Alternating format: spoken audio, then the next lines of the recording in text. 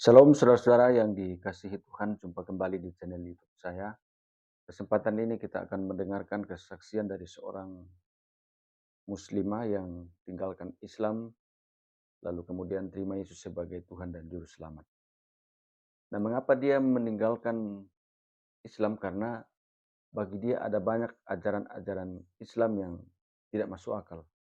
Salah satunya misalnya, orang Islam mempercayai bahwa Nabi Isa akan turun menghakimi orang Kristen. Yang akan menghakimi orang Kristen, berarti orang Kristen ini akan dimasukkan ke dalam neraka oleh Nabi Isa sendiri.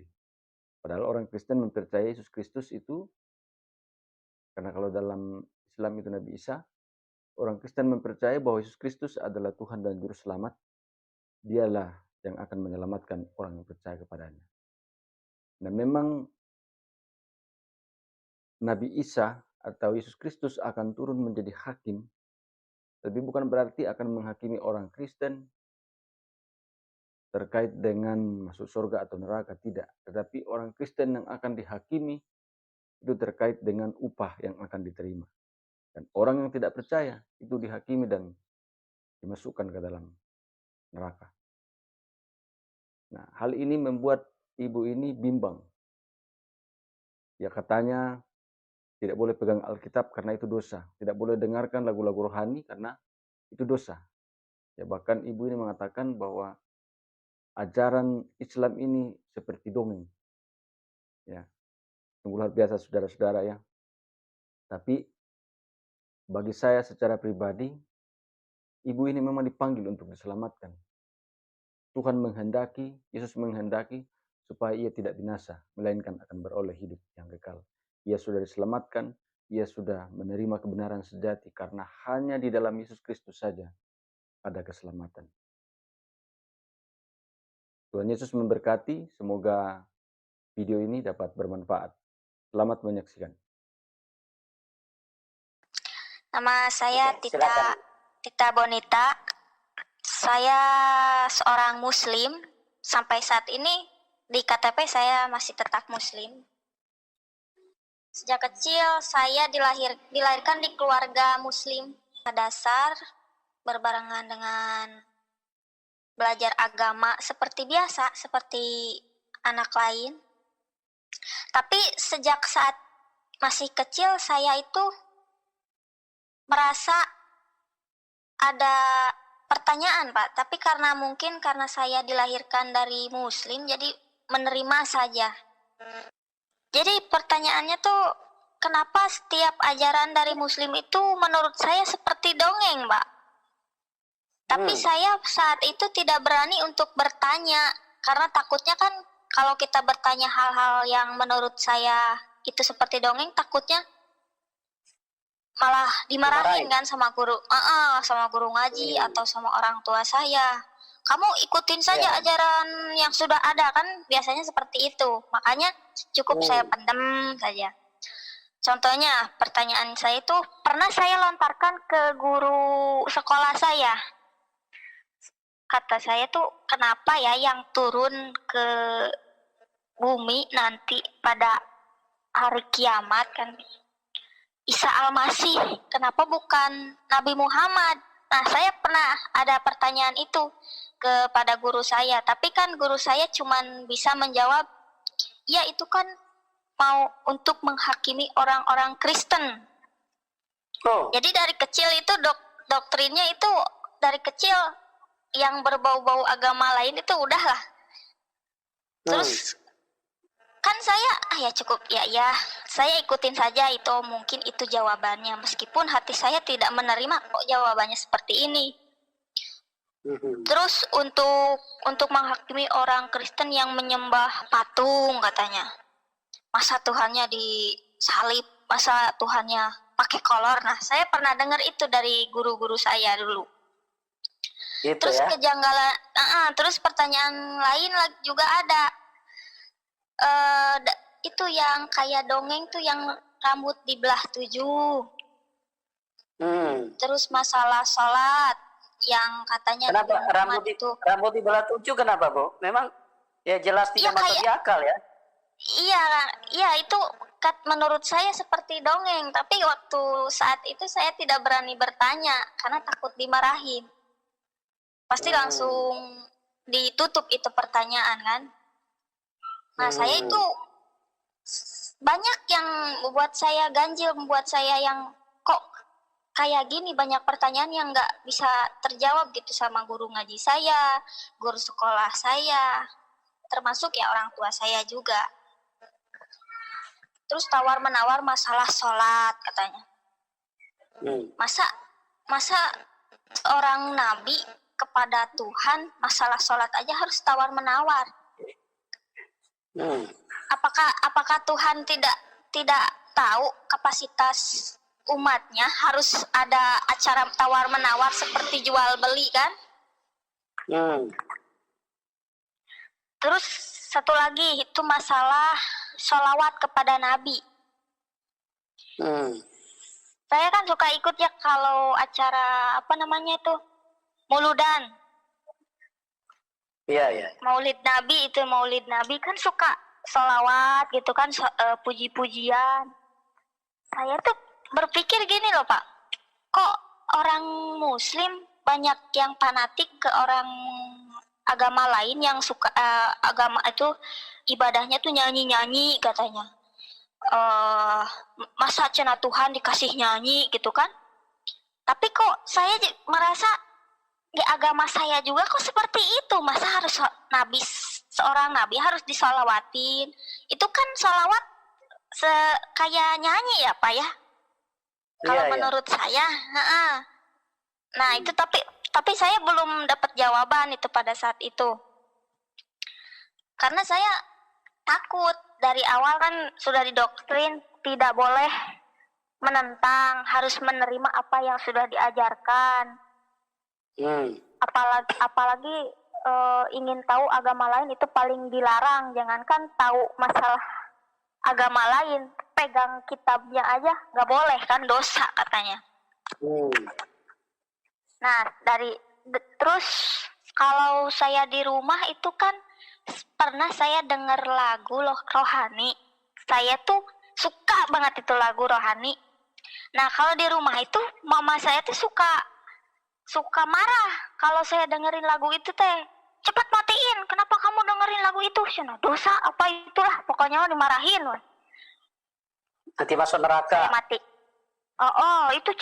Itu nyanyian orang lain, nyanyian orang Kristen itu jangan didengar, pindahin. Saya kan penasaran ya Pak. Yeah. Kadang suka sembunyi-sembunyi gitu, suka dengerin sampai saat ini juga saya hafal itu lagunya. Terus saya juga lagu pernah lagu apa tuh yang Bapa sentuh hatiku, yang itu. Oh iya. Yang itu. Iya. Nah, itu semua saya belum dapat jawaban, Pak. Kok kok agama terlalu membatasi gitu kan? Kok agama tidak memberikan jawaban yang pasti, malah harusnya terus itu ya ajaran yang sudah ada kita ikutin, mau salah, mau benar, mau ada pertanyaan, mau ada kesimpulan, itu kayaknya nggak boleh gitu Pak. Jadi membingungkan saya. Pokoknya samina wa tona. Gimana? Samina wa tona, terima dan percaya aja. Iya, terima dan terima saja gitu. Nah, beranjak dewasa saya udah mulai SMP lah kalau nggak salah. Itu masih belum ada jawaban saya SMP. Tambahkan saya latar belakangnya dalam agama, kalau saya pribadi ya tidak terlalu tidak terlalu hafal lah masalahnya, tidak terlalu mendalam lah. Cuman ya gitu dengar dongeng saja, dongeng katanya, Iya. Udah beranjak dewasa, saya tuh udah umur sekolah lah, udah lulus sekolah saya menikah, saya punya anak. Masalah agama itu pertanyaan saya udah mulai lupa, sudah tidak menghiraukan, sudahlah mungkin yang terbaik saya ikutin saja ajaran yang sudah ada. Mulailah saya ada kegiatan baru di rumah, main break-breakan radio. Saya mulai banyak kenal orang, jenis orang saya tahu, sifat karakter orang, kan sering main ke rumah tuh kan, silaturahmi sampai saya kenal sama calon suami saya. Dia ke rumah, biasa silaturahmi, kenal lebih dekat, lebih jauh kenal. Karena saya jenuh Pak ya, saya tuh minta pekerjaan kepada suami saya. Waktu itu posisi belum jadi suami ya. Ya. Saya dibawa untuk melamar kerja ke kota, dibawa sama calon suami saya. Posisi di situ saya nggak ada pikiran buat jadi suami. Saya kerja, dibawa kerja. Dia itu suami saya itu sering sekali ngomongin Isa Al-Masih, muji-muji Isa Al-Masih. Sebetulnya dari radio itu kan waktu belum kenal dekat, waktu masih kenal di radio itu suami saya juga sering itu ngomongin Isa Al-Masih di radio, ngenalin Isa Al-Masih,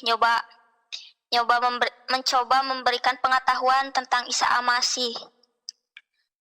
Setelah saya ikut sama dia kerja, dia itu terus ngedoktrin saya itu Isa Al-Masih, muji-muji Isa Al-Masih itu baik, mujizatnya tidak tertanding, apalah segala macam lah dia omongin. Saya kan posisi masih belum percaya ya Pak. Iya. Dia itu orang yang paling istimewa katanya. Ya, terkemuka di dunia dan akhirat. Dia itu kelahirannya juga ajaib katanya. Pokoknya paling the best, pokoknya kata dia teh. Saya kan nolak langsung ya Pak. Apa ada Nabi Isa Al-Masih nabi juga. Malah dia disembah sama orang Kristen tuh kata saya. Disembah itu patungnya. Apa itu kata saya? Musyrik. Itu saya tuh suaminya juga tidak patah semangatnya. Terus dia tuh ngingetin saya, ngasih tahu Isa Al-Masih itu bukan seorang nabi katanya. Dia itu seorang utusan Allah. Dia itu putranya Allah katanya gitulah. Pokoknya yang nggak masuk akal menurut saya pada saat itu.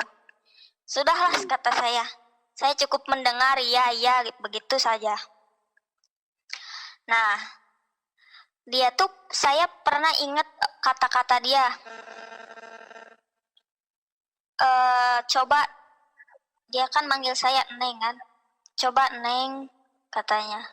Kalau ada masalah, kalau ada mendapatkan sesuatu yang menggembirakan, coba berdoa atas nama Isa Al-Masih, pasti Isa Al-Masih dengar katanya. Itu yang saya ingat.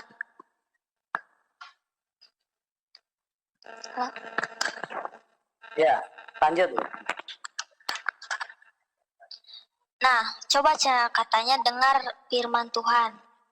Enggak, kata saya, jangankan mendengarkan firman Tuhan. Kitabnya nggak boleh kata saya kan.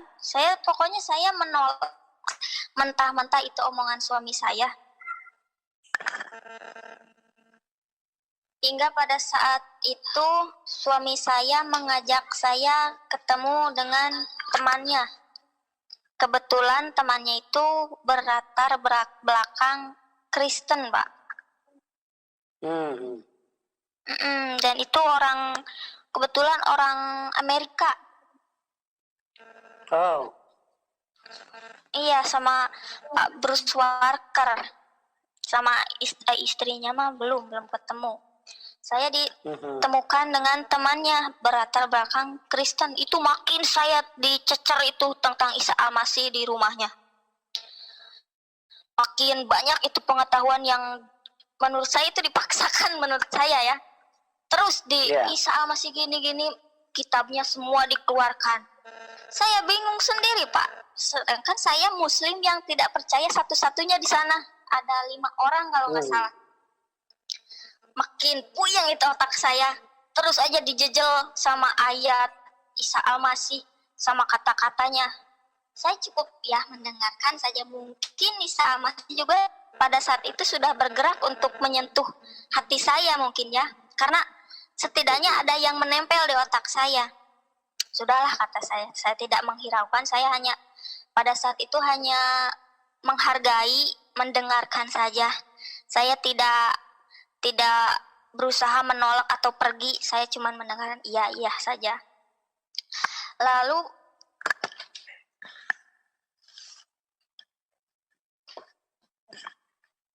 saya mulai penasaran. Dari situ mulai saya penasaran kenapa ini orang terlalu memaksakan saya. Emang ada apa dengan Isa Al-Masih? Membuat saya itu jadi penasaran, Pak. Kok ini orang kayak yang bersemangat untuk mengenalkan Isa Al-Masih? Tidak dengan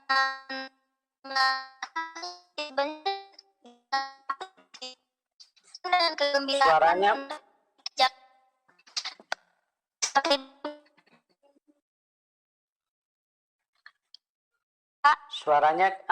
Suaranya agak ini, Bu. Halo. Seperti ini, Pak. Halo, ya seperti ini. Ya ini bagus ini. Ya lanjut. Ya. Nah, karena yang mulai penasaran ya Pak, ini orang semua mengenalkan masih, emangnya Isa masih punya apa? Punya magic apa sehingga orang-orang yang percaya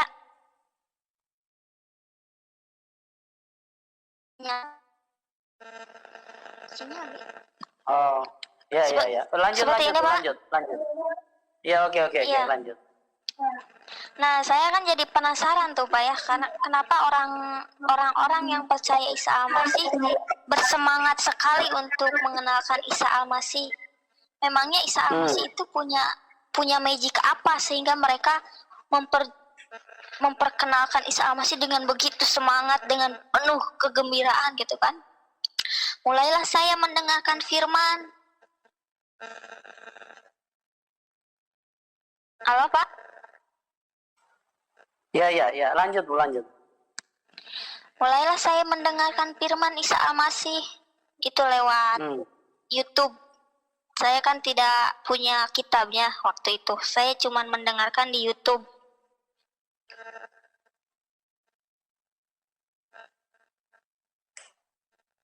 Halo Pak, bisa dengar Pak? Bisa dengar, bisa. Iya. Posisi itu saya udah mulai penasaran, tapi saya belum percaya Pak. Pas waktu itu saya dapat satu masalah dalam pekerjaan saya. Iya. Saya di PHK di tempat kerja saya dengan tiba-tiba saya diberhentikan. Kondisi saya pada saat itu sangat membutuhkan pekerjaan itu.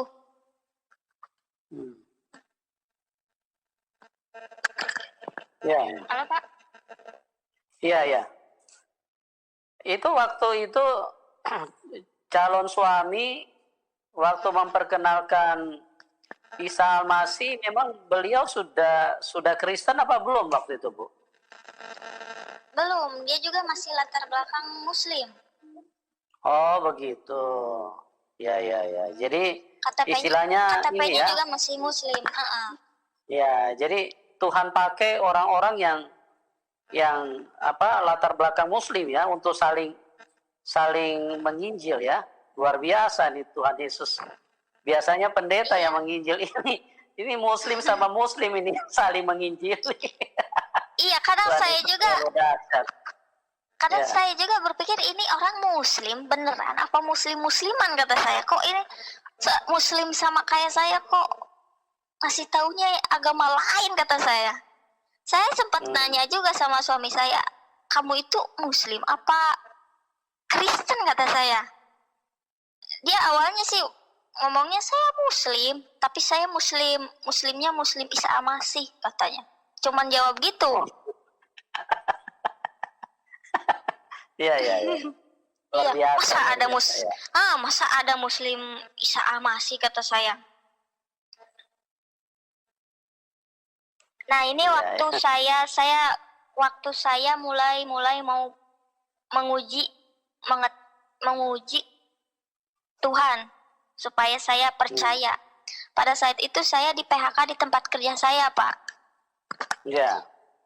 Iya, itu saya merasa ini masalah, saya mendapatkan masalah dalam hidup kata saya. Saya di PHK dari pekerjaan saya, sedangkan saya kan sangat butuh pekerjaan ini karena kalau saya tidak bekerja, saya bagaimana saya memikirkan keluarga saya di rumah kata saya. Kalau saya tidak kerja, ada anak saya, ada orang tua saya. Kalau saya tidak bekerja, bagaimana? Saya pada saat itu merasa sangat sedih sampai nangis di kamar karena itu pada saat itu saya diberhentikan dengan benar-benar tiba-tiba, Pak. Saya ngomong ke calon suami saya, waktu itu belum jadi suami kan. Bagaimana ini kata saya sudah di PHK, saya tidak mungkin pulang. Kalau saya pulang bagaimana? Suami saya cuman berkata, coba berdoa atas nama Isa Al-Masih, kata dia. Dia tetap itu bicaranya Isa Al-Masih, coba berdoa atas nama Isa Al-Masih, kata dia teh. Saya mulailah Pak itu mencobai kuasa Tuhan. Saya coba berdoa atas nama Isa Al-Masih, ya Isa Al-Masih. Kayak saya berdoa seperti ini. Ya Isa Al-Masih, kalau memang Engkau juru selamat, kalau memang Engkau Tuhan, kalau memang Engkau penyelamat saya, penyelamat umatmu, coba tolong buktikan kekuatanmu, kata saya seperti itu. Berikan saya jalan. Saat ini masalah saya dalam masalah pekerjaan. Tolong berikan saya jalan untuk keluar dari masalah. Mic-nya jangan ditekan, Bu. Agak mendem suaranya, jangan ditekan, ya. Jelas? Ya, oke. Diulang lagi? Nah, ya nggak apa-apa, diulang dikit. Jadi berdoa sama Isa Masih bagaimana? Kalau memang Kau Tuhan, Kau penyelamat saya, Kau juru selamat saya, Kau mampu membantu saya. Pokoknya kata-kata yang saya bisa, saya doa atas nama Isa Al-Masih, coba bantu saya, kata saya seperti itu. Dan ternyata itu benar, terbukti. Pak. Terbukti itu ekspres banget, Pak. Itu hanya cuman sehari, saya di malam hari saya berdoa, besoknya saya langsung dapat kerja. Haleluya. Jadi saya lepas dari pekerjaan yang pertama itu, cuman selang 1 hari saya langsung bisa bekerja kembali. Tapi pada saat itu saya masih belum percaya, Pak. Masih sedikit ada keraguan. Mungkin ini cuman kebetulan, kata saya. Ini nggak mungkin, kata saya, ini masih ada keraguan. Ini pasti bukan karena Isa Al-Masih. Ini mungkin kebetulan rezeki saya yang bagus. Seperti itu. Ya. Bisa dengar saya, Pak? Bisa. Ya. Bisa, Bu, bisa. Nah, tapi dari sana itu saya malah semakin penasaran, Pak. Saya masih ragu, belum percaya, tapi saya masih penasaran itu sama Isa Al-Masih, apa benar, apa enggak, gitu, masih menolak hati saya. Masih, masih memberontak, masih dalam kebimbangan. Nah, mulailah saya dengarkan kembali firman-firmannya, mulai dengar lagi lagu-lagunya, rohaninya. Ada satu ayat yang membuat saya merasa merinding, Pak. Oh, Iya, itu ada ayat apa itu? itu ada di Matius 11 ayat 28. Marilah kepadaku yang letih lesu dan berbeban berat. Aku akan Yang itu memberikan kelegaan kepadamu. yang itu. Nah, saya bertanya tuh sama suami Calon saya suami. kan. Calon suami saya. Karena kan saya masih belum mengerti itu apa artinya kan, apa maksudnya. Mulailah Kenapa suami bisa saya sampai menjelaskan. Kenapa bisa sampai merinding baca ayat itu? Ibu? Karena ini tuh meskipun saya belum paham betul ya pada saat itu, tapi saya merasa ada keyakinan. Dia tuh Isa Al-Masih itu dari perkataannya dia tuh yakin dia adalah penolong. Amin, amin.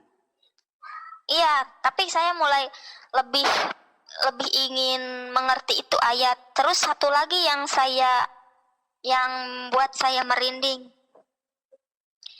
Ayat saya waktu pertama dengar itu di Lukas. Karena saya mendapatkan ayat itu bukan dari membaca, Pak, dari mendengar. Jadi kadang saya nggak tahu letaknya di mana, ayatnya berapa. Cuman saya ingat-ingat itu kata-katanya. Kata-katanya seperti apa? Akulah jalan dan kebenaran dan hidup. Tidak ada yang sampai kepada Bapa tanpa melalui aku. Yang itu, Pak. Yohanes 14 ayat 6. Yang itu. Ya, Yohanes 11 ayat 6. Yohanes 14. Saya nanya lagi itu, udah ketemu ayat itu. Ini maksudnya apa? Kata saya.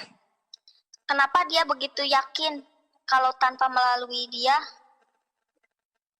saya tidak akan sampai kepada Tuhan, kata saya. Emang dia siapa, punya hak apa, kata saya kan? Iya. Apakah dia benar Tuhan? Apakah dia hanya berbicara omong kosong? Saya bertanya seperti itu kepada suami saya. Suami saya mulai menjelaskan lagi.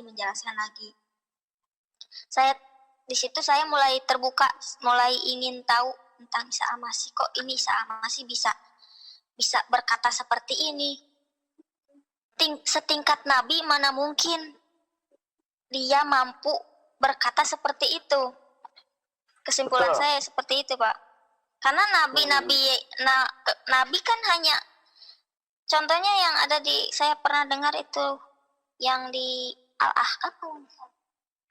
Kalau itu kan kata-katanya tidak meyakinkan, Pak. Kok ini seorang nabi, kok kata-katanya meyakinkan seperti ini, kata saya. Mulailah saya belajar lebih lagi, sering mengadakan pertemuan dengan teman calon suami saya itu yang orang Amerika, Pak Bruce. Mulailah di sana menjelaskan tentang Tuhan, tentang Isa Al-Masih, cara kelahirannya dari awal sampai akhir. Karena kan saya nol besar, tidak tahu sama sekali cerita Isa Al-Masih kan dari awal. Meskipun saya berlatar belakang Muslim, tapi saya cerita Isa Al-Masih saya tidak tahu dari nol. Saya diceritakan dari nol sampai akhir, sampai nanti kedatangannya. Mulailah saya lebih yakin, lebih percaya. Bisa dengar saya, Pak? Bisa. Lanjut. Udah dari sana kan saya posisinya sudah kerja lagi ya, Pak. Iya. Dengan doa saya yang ekspres itu. Tapi saya di sana merasa kehidupan saya masih tetap saja seperti ini. Pekerjaan yang saya jalani, bukannya saya tidak bersyukur ya, Pak. Pekerjaan yang saya alami itu tidak lebih baik dari pekerjaan saya yang pertama. Sebelumnya. Yang sebelumnya. Kok jawaban Tuhan seperti ini, kata saya kan. Jawaban Tuhan masih saja tidak membuat saya keluar dari masalah kehidupan saya, masalah ekonomi saya, kata saya. Saya di sana putus asa, Pak. Putus asa, kondisi saya tidak dalam hal pekerjaan, dalam ekonomi tidak sedikit lebih baik, malah lebih apa namanya ya? Ya tidak lebih baik lah, Pak. Iya. Pas waktu di pagi hari saya pulang kerja kalau nggak salah. Hari itu hari Minggu kalau nggak salah. Saya kan pulang kerja dijemput sama ayah saya. Sama ayah saya. Saya di sana itu udah mulai menyerah, Pak. Udah mulai masa hidup saya harus seperti ini terus. Kalau saya seperti ini, tanggungan saya kan di rumah masih ada anak saya, orang tua saya, mama saya, kata saya kan gitu. Kondisi saya di jalan itu pas dibonceng sama papa saya berdoa lagi kepada Isa Al-Masih karena saya ingat perkataannya, datanglah kepadaku kamu yang lebih lesu dan berbeban berat. Iya, nah saya ingat perkataan itu. Saya mulai berdoa itu kondisinya, Pak. Saya di atas motor dibonceng sama papa saya. Saya berdoa, ya Tuhan, jika kamu mau membantu saya, Isa Al-Masih, Tuhanku, kata saya, tolong aku saat ini yang sedang membutuhkan Engkau. Berikan saya jawaban kembali, jalan kembali yang terbaik, kata saya seperti itu. Dan puji Tuhan, doa-doa saya selalu ada jawaban, Pak. Haleluya, puji Tuhan. Nah, itu pas hari itu. Ibu Nita, sebentar Bu. Ibu pernah berdoa ke Allah SPT enggak sebelumnya? Sering, Pak, waktu itu. Sering sebelum kenal Isa Al-Masih. Berdoa ke Allah SPT. Terus Allah SPT ada memberikan jawaban apa diam-diam aja, Bu? Ya, tidak seperti saya berdoa kepada Isa Al-Masih, Pak. Jadi Isa Al-Masih itu ekspres. Kalau bisa dibilang ekspres itu. Amin, amin. Jadi itulah teman-teman ya, bahwa Tuhan Yesus itu terbukti, bukan huruf-huruf ya. Jadi kita itu mempercayai Tuhan yang ada bukti. Nah, ini saja coba perhatikan. Sudah ada bukti saja masih ragu-ragu ya. Jadi orang percaya Tuhan Yesus itu tidak mudah, bukan karena Indomie, bukan karena uang. Berbeda dengan orang meninggalkan Tuhan Yesus. Ya, cuman yang saya herankan orang-orang yang di agama seberang tanpa bukti tapi mereka percaya buta gitu loh. Nah, oke Bu, silakan dilanjutkan lagi. Nah, pada saat saya sudah berdoa itu kan saya sampailah ke rumah kan, posisi saya berdoa di motor, sampailah saya di rumah. Karena saya kan libur, hari itu hari Minggu dijemput ke rumah. Itu 1 hari kemudian saya ditelepon, Pak. Dapat jawaban di telepon di tempat kerja saya yang sebelumnya. Oh, luar biasa ya. Iya. Kata dari perusahaan itu yang sebelumnya saya bekerja, coba Cina kalau bisa nanti hari Senin masuk kerja katanya. Jadi saya disuruh balik lagi ke tempat kerja yang sebelumnya. Saya nggak langsung ambil, Pak, karena saya masih belum yakin kok ini. Saya berdoa kemarin kok sekarang dapat telepon, kata saya kan. Saya sedikit bingung, bukan yang bingung, antara bingung sama nggak percaya. Apa harus saya ambil apa tidak kan gitu kan. Ini doa saya, benar doa saya apa bukan. Saya tidak langsung ambil, Pak, saya hiraukan dulu. Mulailah saya berdoa lagi kepada Isa Al-Masih. Ya Isa Al-Masih, kata saya kan, apa benar ini doa saya ini jawaban dari Engkau, kata saya kan. Saya berdoa, besoknya langsung ditelepon kan. Apa ini benar jawaban darimu? Jika ini jawaban darimu, kata saya, berikan saya jawaban kembali, kata saya seperti itu. Saya sampai menguji 3 kali itu. 3 hari kemudian itu ditelepon lagi saya. Oh, luar biasa Tuhan Yesus. Ditelepon lagi, ibu gimana katanya ke saya kan, mau diambil, mau kerja lagi atau tidak? Kata saya pikir-pikir dulu ya, kata saya kan, tidak langsung saya ambil. Pokoknya dalam seminggu itu 3 kali perusahaan itu menelpon saya. Pas terakhir saya berdoa lagi, ya Isa Al-Masih, jika benar ini yang harus saya ambil, untuk terakhir kalinya berikan saya jawaban kembali yang terakhir kalinya. Ternyata benar, hari Jumat kalau nggak salah, apa hari Minggu ya, langsung ditelepon lagi Pak. Oh, Ditelepon lagi yang ketiga kalinya, Bu cepat ya kalau bisa, katanya, kata perusahaan itu. Saya membutuhkan ibu lebih cepat katanya. Nah dari situ saya mulai, ya udah mungkin ini jawaban Isa Al-Masih. Sampai seminggu itu 3 kali saya telepon, 3 kali saya berdoa kepada Isa Al-Masih, 3 kali juga saya ditelepon. jadi kelihatan perusahaan yang butuh ya Bu ya, padahal biasanya perusahaan itu sangat banyak yang melamar, yang berminat ya.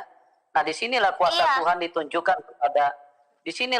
Tuhan ditunjukkan kepada orang yang benar-benar ingin membuktikan kuasa dari Tuhan Yesus. Oke, lanjut Bu, lanjut. Nah, udah dari sana kan saya mulai ambil lagi pekerjaan saya yang sebelumnya kan. Saya pindah lagi kerja. Mulai saat itu saya lebih lagi percaya, meskipun saya ya dalam ketuhanan, dalam keimanan, meskipun saya pengetahuan saya masih 0 ya Pak. Tapi saya sudah mengerti Isa Al-Masih, sudah tahu Isa Al-Masih itu siapa, sudah percaya, sudah yakin. Pada saat itu saya merasa menjadi orang yang paling beruntung.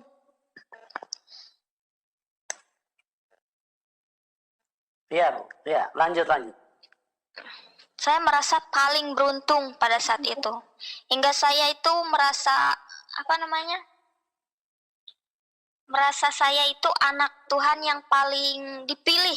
Karena tidak ada, karena mungkin orang muslim yang lain tidak bisa seberuntung saya kan. Orang yang dari latar belakang muslim yang tidak terlalu taat, orang yang dari awal tidak tahu Isa Al-Masih, tiba-tiba secara ekspres di umur 22 tahun sudah dikenalkan dengan Isa Al-Masih. Saya merasa jadi anak Tuhan yang paling dipilih, yang paling beruntung. Bisa langsung percaya dengan Isa Al-Masih, dengan semua jawaban doa saya. Luar biasa. Saya mulai dari sana itu jadi sok pintar Pak, merasa sok pintar, merasa sok ingin memberitahu kepada orang lain gitu Pak. Jadi ingin bukan sok ya namanya, ingin memberi kabar gembira ini kepada ingin berbagi. Jadi merasa ingin berbagi. Meskipun bukan sok pintar, tapi itu mengasihi orang lain supaya orang lain pun juga mengalami hal yang sama. Nah, itu maksudnya. Jadi ingin berbagi, meskipun ya dalam ketuhanan saya kan anggaplah masih baru seperti itu kan, masih belum tahu firman-firman Tuhan yang belum lama mengenal Tuhan, tapi saya ingin berbagi gitu Pak. Sampai saya setiap sama teman kerja saya di tempat kerja saya berbagi, mengenalkan Isa Al-Masih. Isa Al-Masih gini loh. Saya tahu Isa Al-Masih gini loh, kata saya. Dari latar belakang muslim. Sampai ada orang muslim yang mengatakan, kamu mah ajaran ya Eden katanya. Kamu mah musyrik katanya. Apaan sih orang muslim mau percaya Isa Al-Masih? Kalau mau percaya Isa Al-Masih ya udah kamu pindah aja agama katanya. Sampai kayak gitulah, sampai menjudge saya sebagai orang yang musyrik. Kafir. kafir, katanya kafir. Nah, Tapi saya mengutip dari kata-kata suami saya, kalau ada yang bilang kamu kafir nggak apa-apa, kafir kan kayak akan firman katanya. iya, betul. Iya, saya cuman bisa jawab itu karena ilmu saya dalam agama nggak sepinter suami saya lah. Hmm. Nah, itu kesaksian saya waktu bertemu percaya sama Isa Al-Masih, Pak. Demikian video ini saudara-saudara, semoga dapat bermanfaat, akan mengedukasi kita. Ada banyak pelajaran-pelajaran rohani yang bisa kita petik ke sana, sehingga kita semakin bertumbuh dalam iman kepada Yesus Kristus. Dan apapun di dunia ini tidak akan menggoyahkan iman kita, karena kita adalah orang-orang yang sudah diselamatkan oleh Tuhan. Tuhan Yesus memberkati saudara-saudara sekalian.